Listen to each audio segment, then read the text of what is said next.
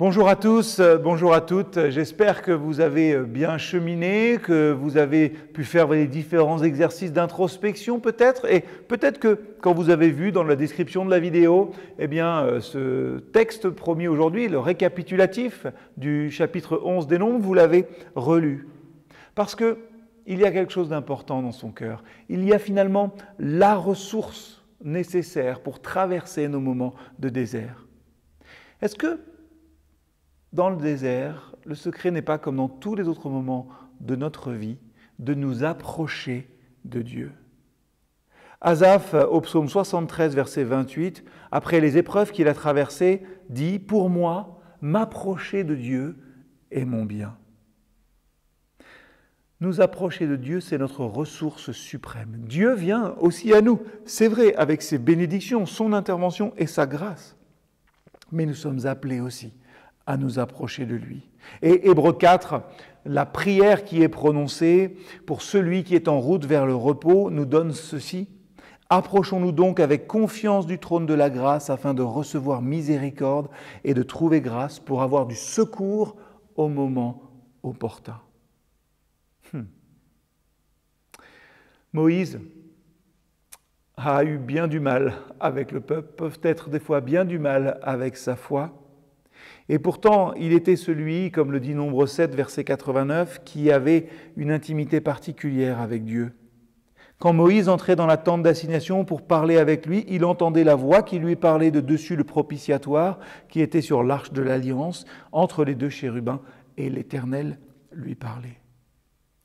Pensons à Moïse, à l'attention permanente que lui causaient les murmures, les récriminations du peuple, on l'a vu dans une des méditations cette semaine, sans parler des devoirs qu'il avait avec sa charge, sous lesquels plus d'une fois, lui aussi, assoupirait. Et voilà que, laissant tout ce qui pesait sur lui, laissant tout le brouhaha qui l'entourait, la poussière du désert, très souvent, il pénétrait dans l'ombre du sanctuaire pour parler avec son Dieu. Il entrait dans le silence et se mettait à l'écoute de la voix du Seigneur qui lui parlait, comme je l'ai dit, à partir de Nombre 7, du dessus du propitiatoire. Ce n'est qu'après avoir entendu la voix de Dieu qu'il se mettait lui-même à parler. Quelle est heureuse notre âme quand elle est en paix avec Dieu. Et le privilège qui est le nôtre aujourd'hui est immense.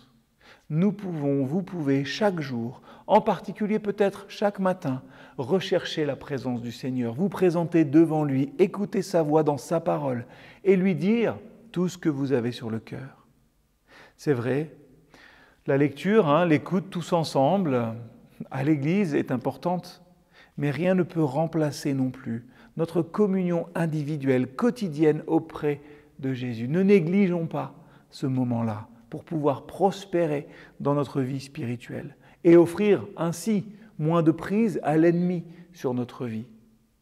Tout au long du désert, on voit Moïse prier. On l'a vu à Tabéra, il prie et alors l'incendie s'éteint.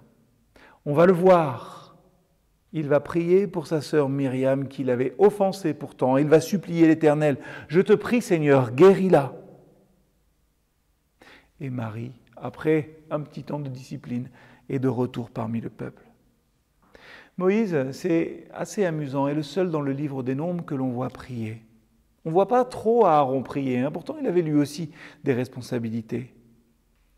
Nous aussi, prenons cette habitude de nous retirer, de rentrer peut-être dans le sanctuaire pour écouter la voix de l'Éternel avant de parler pour notre vie et pour celle des autres. Voilà un petit conseil, voilà cette ressource. Ne négligez jamais de vous approcher de Dieu. Il est prêt, proche et prêt à vous saisir la main. Soyez bénis aujourd'hui.